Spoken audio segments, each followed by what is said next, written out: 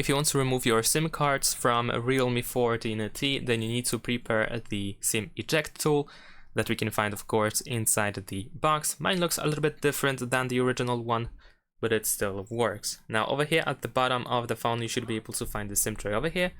Right next to the SIM tray, we have a SIM tray hole, and we need to put the eject tool into that hole.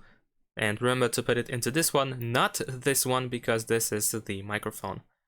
And just put it in, and of course use a little bit of force in order to push it in so that the SIM tray pops out.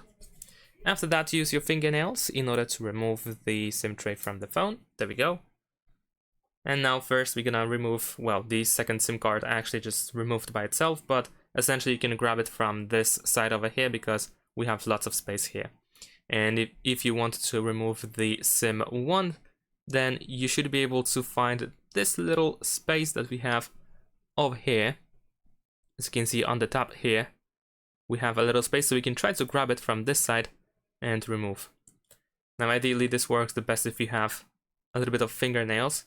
If not, you can also try to push it gently from the opposite side over here with your finger. Sometimes a little bit of, like, if you bend it just slightly, then it can also drop. And of course we need to insert the SIM tray back into the phone, and the SIM 1 is the front. So this is how you put it back in. And that's it. Thanks for watching, leave a like and subscribe to my channel, and see you in my next videos. Bye!